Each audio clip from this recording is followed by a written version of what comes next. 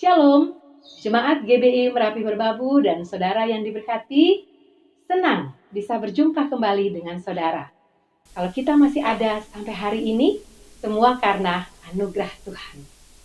Mari saudara, kita terus andalkan Tuhan hari-hari ini, karena hanya dekat Allah saja kita akan merasa tenang.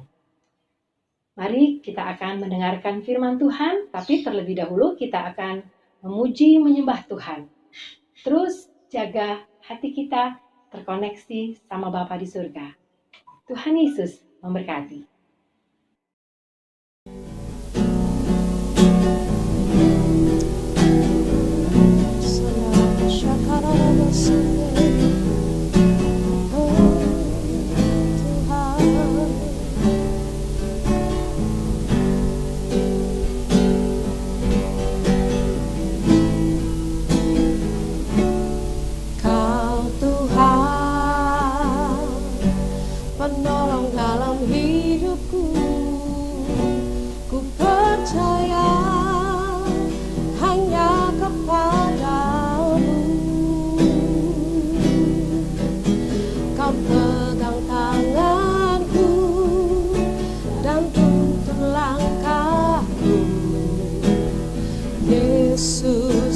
Perlindunganku, Kau Tuhan, kekuatan dalam hidupku, penolongku dalam kesesakan. Kau gunung batuku dan pertahananku, Yesus, Kau kemenanganku. Yesus, padamu ku berseru, Kaulah penyelamatku. Terpujilah Kau Tuhanku. Mulutku memuji namamu sepanjang umur hidupku. Terpujilah Kau Tuhanku di atas segalanya.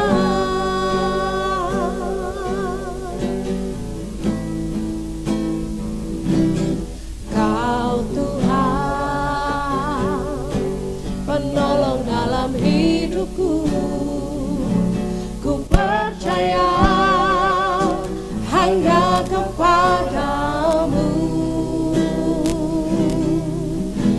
Kau pegang tanganku dan tuntun langkahku, Yesus, Kau perlindunganku.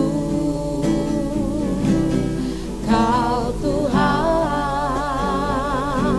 kekuatan dalam hidupku, penolongku dalam kesesakan.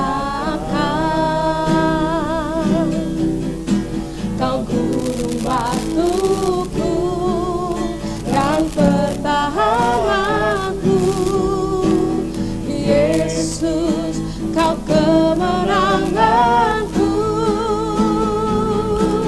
Yesus, padamu ku berseru, Kaulah penyelamatku.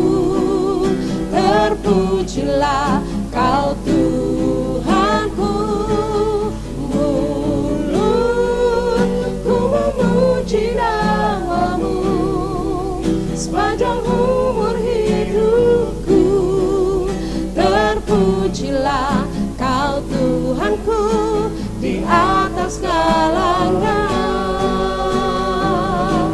Yesus, padamu ku berseru, Kaulah penyelamatku.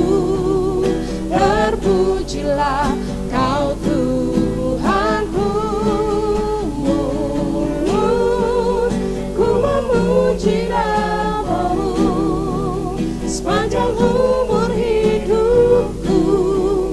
Terpujilah Kau Tuhan. Tuhanku di atas segalanya. Yesus, padamu ku berseru, Kaulah penyelamatku, terpujilah Kau Tuhanku. Mulutku memuji namamu, sepanjang umur hidupku, terpujilah Kau Tuhanku di atas segalanya.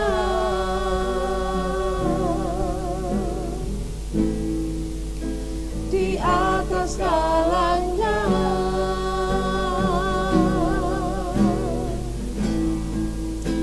Di atas segalanya.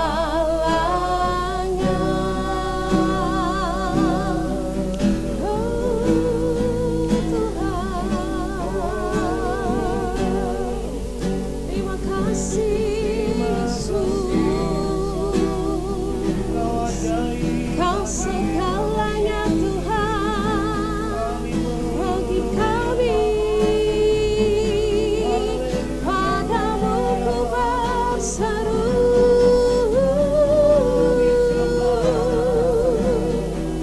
hanya padamu Tuhan, hanya padamu kami berseru,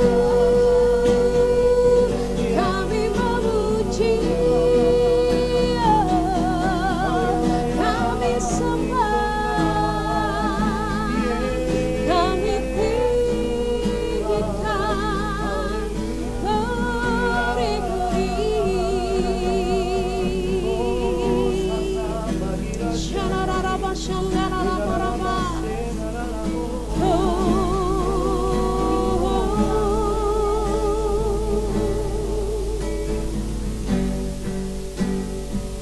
Haleluya Yesus.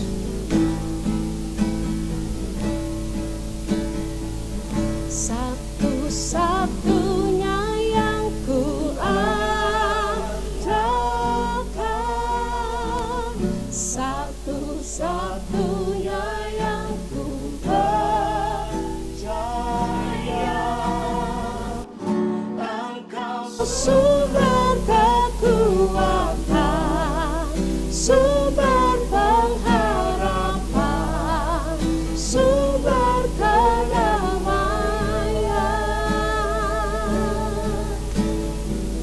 Satu-satunya yang ku andalkan, satu-satunya yang ku percaya, Engkau Tuhan memberkati, Tuhan penyembuhku, Tuhan pemulihku. Engkau Tuhan memberkati, Tuhan penyembuhku, Tuhan pemulihku. Engkau Tuhan memberkati, Tuhan penyembuhku, Tuhan pemulihku.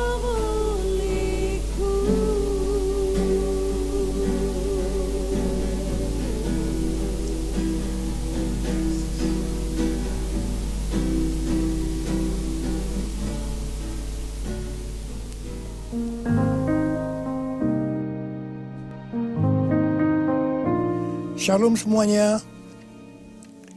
Pada saat COVID-19 menjadi pandemi, kita harus bersiap-siap untuk memasuki krisis ekonomi.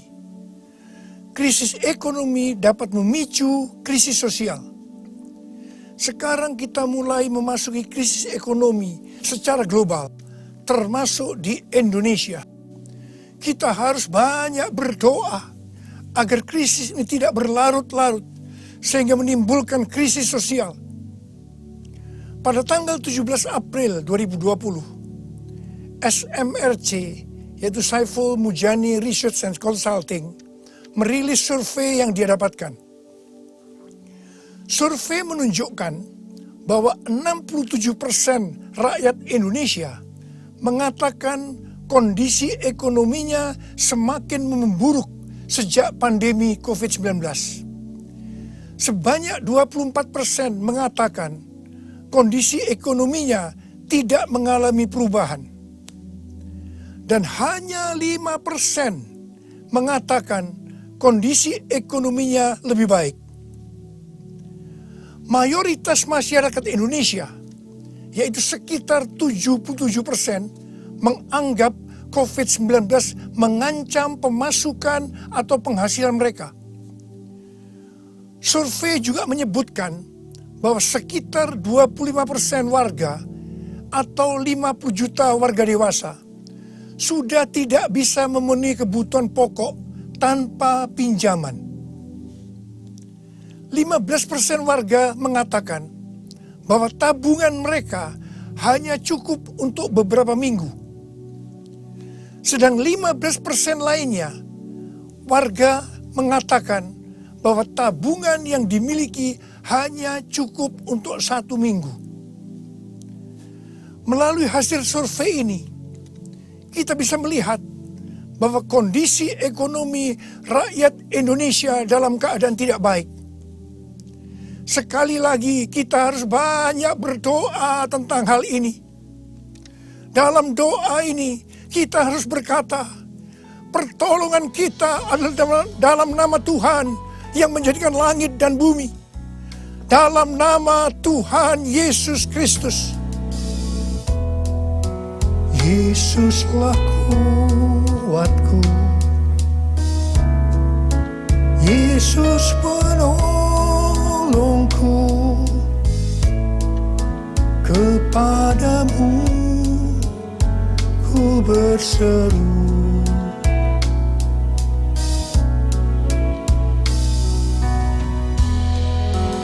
Yesus perisaiku, ku serahkan hidupku. Yesuslah segalanya bagiku. Yesuslah segalanya bagiku.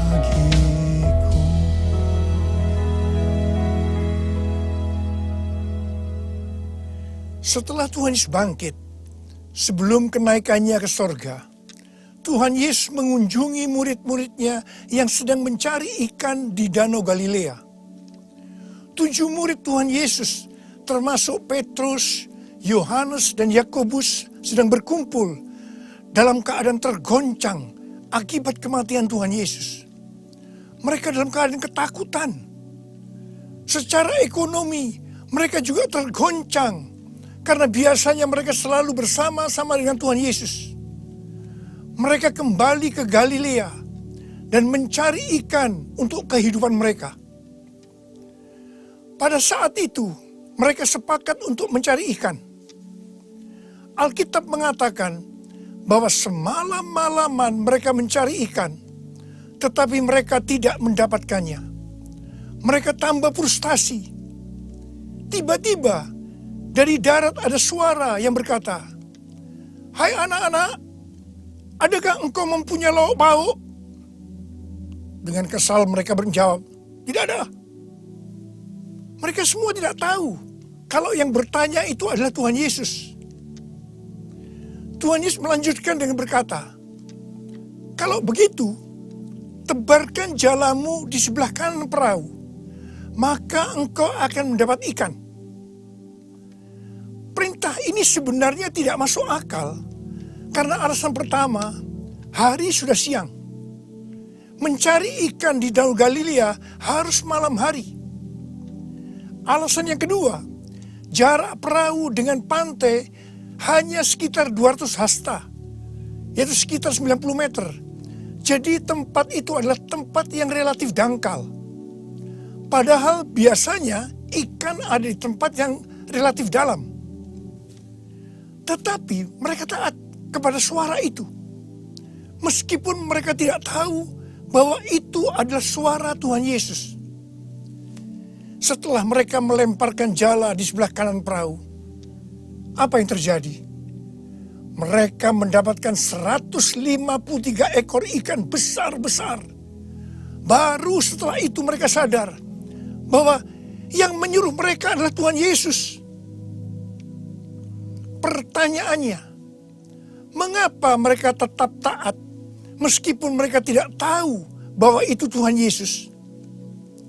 Jawabannya adalah karena mereka hidupnya intim dengan Tuhan Yesus.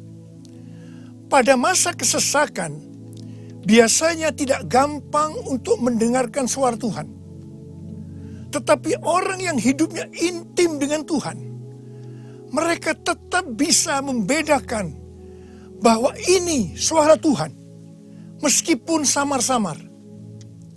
Suara ini adalah suara yang sering dia dengar, yang memberi tuntunan, memberitahu apa yang harus dilakukan. Pada saat kita memasuki krisis ekonomi sebagai dampak dari pandemi COVID-19, kita perlu mendengar suara Tuhan. Saya ulangi sekali lagi. Pada saat kita memasuki krisis ekonomi sebagai dampak dari pandemi COVID-19, kita perlu peka mendengar suara Tuhan. Garis bawahi ini. Ada 3 macam suara. Yang pertama, suara Tuhan. Yang kedua, suara hati kita. Yang ketiga, suara iblis. Bagaimana kita bisa membedakan bahwa itu adalah suara Tuhan? Yaitu kalau kita hidupnya intim dengan Tuhan. Kalau hati kita melekat kepada Tuhan. Kalau kita dipenuhi dengan Roh Kudus. Dan kalau firman Tuhan tinggal di dalam kita, kita akan tahu bahwa itu adalah suara Tuhan. Tuhan berbicara kepada kita melalui bermacam-macam cara.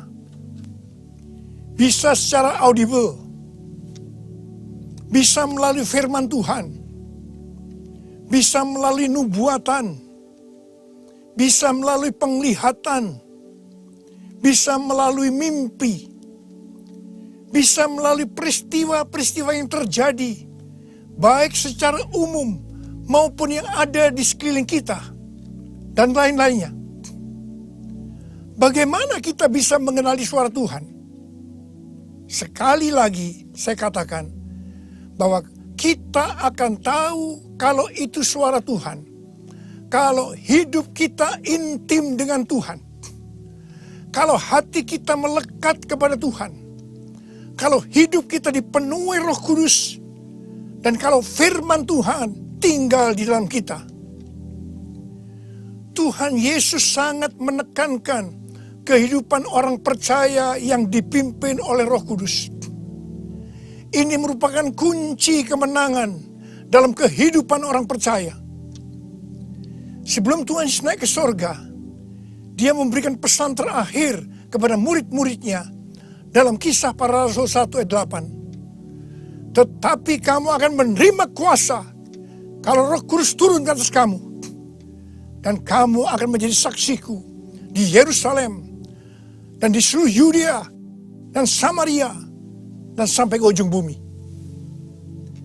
Setelah Roh Kudus dicurahkan, mereka dipenuhi Roh Kudus. Dan dimulailah kehidupan yang dipimpin oleh Roh Kudus. Roh Kudus akan memberikan kepada kita perkataan untuk diucapkan dan kemampuan untuk melakukannya. Roh Kudus bukan hanya memimpin dalam kehidupan pribadi orang percaya, tetapi juga memimpin gerejanya.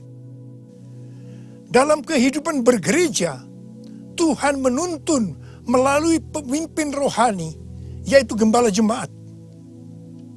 Kepada para pemimpin jemaat, Roh Kudus menuntun untuk melakukan pekerjaan pelayanan dan melakukan amanat agung Tuhan Yesus. Sehingga gembala jemaat atau pemimpin rohani akan berkata, Tuhan berbicara kepada saya. Tuhan memerintahkan kepada saya. Hal yang seperti inilah yang saya lakukan selama 32 tahun dalam pelayanan saya. Setiap bulan Tuhan memberikan tuntunan. Dan kebanyakan tuntunan yang Tuhan berikan kepada saya, pada mulanya saya tidak mengerti. Tetapi saya percaya. Karena saya percaya, saya perkatakan tuntunan itu. Saya melakukan seperti apa yang Rasul Paulus lakukan. Karena aku percaya, maka aku berkata-kata. Kebanyakan juga tuntunan Tuhan sepertinya tidak masuk akal. Tidak bisa dimengerti. Seperti perintah Tuhan Yesus kepada murid-muridnya untuk mendapatkan ikan tadi. Tetapi yang saya lakukan, meskipun tidak masuk akal, meskipun tidak mengerti, saya tetap melakukannya. Begitu saya melakukannya, pengertian itu dibuka. Tema yang Tuhan berikan untuk tahun 2020 adalah tahun dimensi yang baru. Pada awal tahun dengan tuntunan Tuhan, saya berkata bahwa tahun ini untuk mencari nafkah tidak bisa dengan cara yang seperti biasanya, tetapi harus dengan cara Tuhan. Tuhan banyak memberikan ayat-ayat untuk menuntun kita mengenai hal itu. Di dalam Alkitab ada 2 kata supaya kita diberkati secara materi. Yang pertama, memberi. Yang kedua, menabur. Di dalam Lukas 6 ayat 38 dikatakan, berilah dan kamu akan diberi. Suatu takaran yang baik, yang dipadatkan, yang digoncang, dan yang tumpah keluar akan dicurahkan ke dalam ribaanmu. Sebab ukuran yang kau pakai untuk mengukur akan diukurkan kepadamu. Amsal 11 ayat 25 berkata, siapa banyak memberi berkat, diberi kelimpahan. Dan Amsal 19 ayat 17 berkata, siapa menaruh belas kasihan kepada orang yang lemah, memiutangi Tuhan yang akan membalas perbuatannya itu. Banyak yang mempunyai pengertian, sekali lagi saya mau katakan, banyak yang mempunyai pengertian bahwa ayat-ayat tersebut hanya diperuntukkan bagi orang yang kelebihan uang. Bukan orang yang berkekurangan. Tetapi saya mau katakan bahwa ayat-ayat ini bukan hanya untuk orang yang kelebihan uang, tetapi juga orang yang kekurangan uang. Garis bawahi. Pada waktu Tuhan Yesus melihat janda miskin yang mempersembahkan 2 peser ke dalam peti persembahan, Tuhan Yesus berkata, aku berkata kepadamu, sesungguhnya janda miskin ini memberi lebih banyak daripada semua orang itu. Sebab mereka semua memberi persembahannya dari kelimpahannya. Tetapi janda ini memberi dari kekurangannya. Bahkan ia memberi seluruh nafkahnya. Saya percaya bahwa Tuhan Yesus akan memberkati janda miskin ini berlimpah-limpah-limpah. Amin. Pada waktu Tuhan menyuruh Elia datang kepada janda Sarfat untuk menghidupi Elia pada masa kekeringan, janda Sarfat ini hanya memiliki tepung dan minyak untuk membuat roti yang terakhir baginya dan anaknya. Tetapi justru Elia berkata, dan saya percaya ini dari Tuhan, bahwa jika janda Sarfat itu memberikan sebagian roti itu kepadanya, maka minyak dan tepung tidak akan berkurang sampai berakhirnya masa kekeringan. Saya percaya itu tidak mudah bagi janda Sarfat untuk melakukannya. Tetapi yang jelas, janda Sarfat ini percaya apa yang dikatakan oleh Elia. Dan ketika dia bertindak, terjadilah seperti yang dikatakan oleh Elia, bahwa tepung dan minyak tidak berkurang sampai masa kekeringan itu selesai. Hal yang seperti inilah yang pernah saya alami. Saya menjadi seorang hamba Tuhan karena saya dipaksa oleh Tuhan. Karena saya berkali-kali mendapatkan panggilan itu, tetapi saya menolaknya. Supaya saya mau menjadi hamba Tuhan sepenuh waktu, Tuhan membuat saya menjadi bangkrut dan ditambah hutang. Saya juga pernah mengalami kondisi di mana saya bingung, besok mau makan apa ya? Mungkin hal seperti ini yang sedang banyak dialami oleh orang-orang dalam krisis ekonomi saat ini. Saya ingat pada waktu saya diizinkan Tuhan mulai bisa menabung.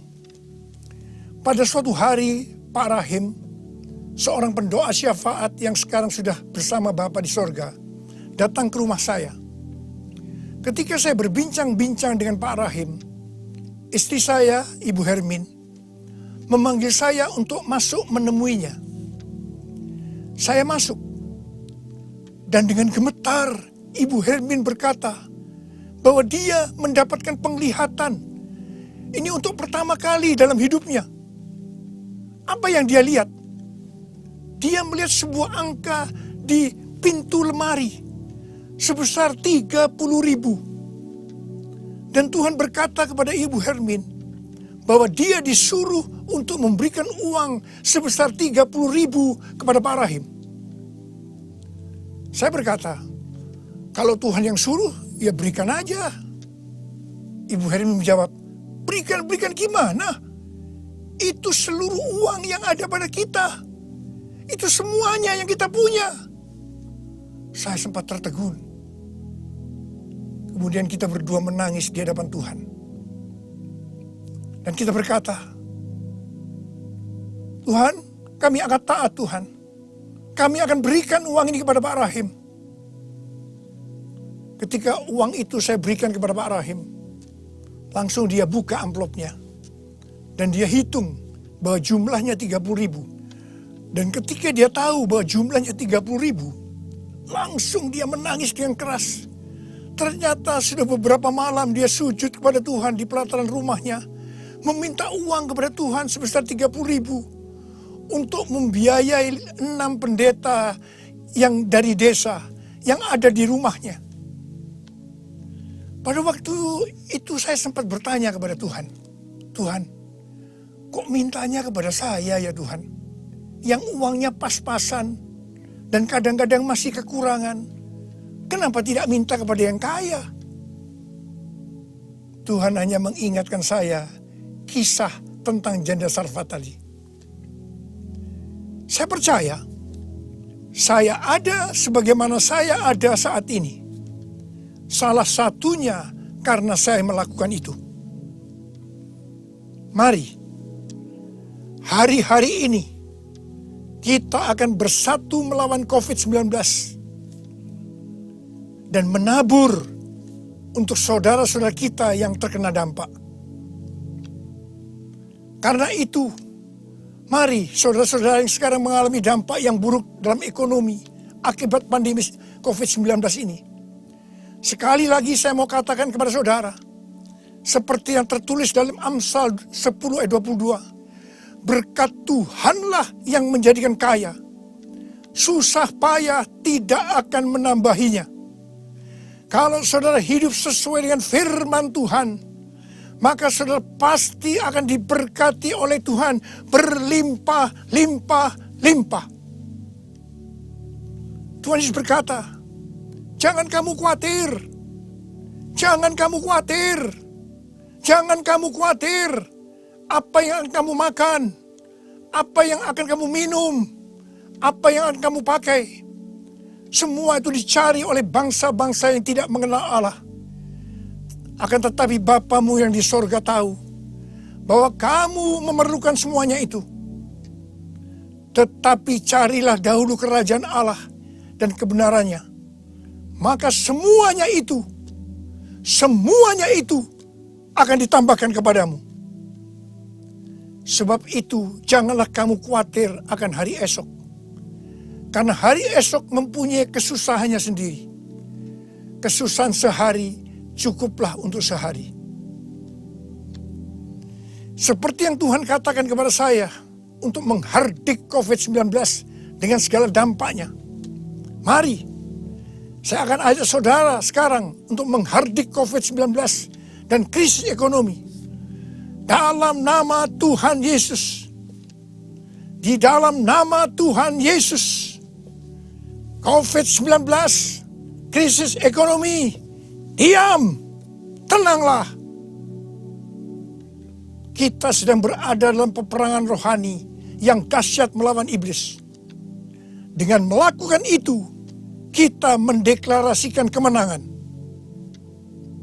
Puji Tuhan, sejak tanggal 16 April 2020 di Indonesia, angka kesembuhan pasien COVID-19 mulai melebihi dari angka kematian. Semakin hari, perbedaan angka kesembuhan dengan angka kematian semakin besar. Saya percaya ini merupakan penghiburan dan pengharapan bagi kita semua. Tuhan Yesus baik. Tuhan Yesus baik. Saya mengajak saudara untuk masuk dalam puasa dari tanggal 10 April sampai dengan 28 Mei 2020. Saya mengajak saudara untuk menatap ke depan dengan berkata seperti yang terdapat dalam Roma 8 ayat 28. Aku tahu sekarang bahwa Allah turut bekerja dalam segala sesuatu, baik enak maupun tidak enak, untuk mendatangkan kebaikan bagi aku yang mengasihi Dia. Aku percaya melalui semua peristiwa ini, aku akan makin serupa dengan gambar Yesus. Yang berarti aku menjadi murid Tuhan Yesus. Ingat, goal kita sebagai orang Kristen adalah untuk menjadi serupa dengan gambar Yesus. Yang artinya menjadi murid Tuhan Yesus. Tugas yang Tuhan berikan kepada kita adalah untuk melakukan amanat agung Tuhan Yesus.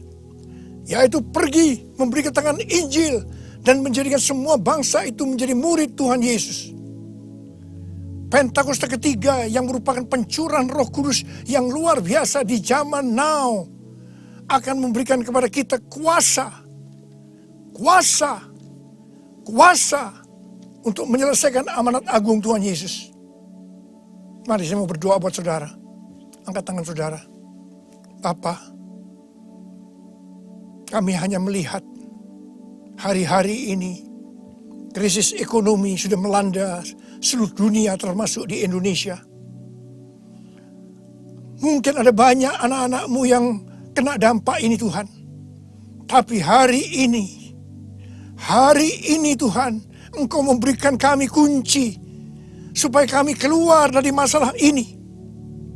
Dan kami percaya Tuhan, kalau anak-anak-Mu semua ini melakukan apa yang Kau suruh kepada kami hari ini, mereka pasti akan diberkati oleh Tuhan. Mereka akan keluar dari krisis ekonomi ini. Mereka bukan hanya cukup, tapi malah mereka akan berkelimpahan di dalam segala hal. Terima hidup berkelimpahan. Terima kelimpahan. Terima. Tuhan, hamba berdoa bagi mereka yang sakit. Sembuh dalam nama Yesus. Sembuh dalam nama Yesus. Sembuh dalam nama Yesus. Amin.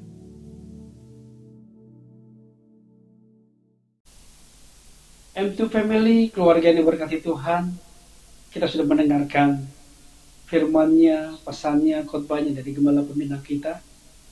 Tiba saatnya kita terima berkat Tuhan. Mari angkat tanganmu, buka hatimu. Saleh-saleh Kristus biji matanya Allah. terimalah berkat yang berlimpah-limpah dari Allah Bapa melalui Anak yang tunggal Yesus Kristus, serta persekutuan yang manis dengan Roh Kudus menyertai Bapak Ibu dari hari ini sampai Maranatha. Yesus datang kedua kali, bahkan menjemput kita semua di awan-awan yang permai, bahkan akan memerintah bersama-sama dengan Dia untuk selama-lamanya. Yang percaya dan diberkati, katakan sama-sama, amin. Tuhan Yesus memberkati. Family Amtu dan saudara, kita sudah menyaksikan dan mendengarkan firman Tuhan. Saya percaya setiap kita pasti diberkati. Jika ada saudara yang belum ada tempat ibadah tetap, mari bergabung bersama kami. Jika ada pertanyaan atau ingin menghubungi kami, silahkan hubungi nomor yang ada di bawah ini. Sampai ketemu di lain waktu. Tuhan Yesus memberkati saudara.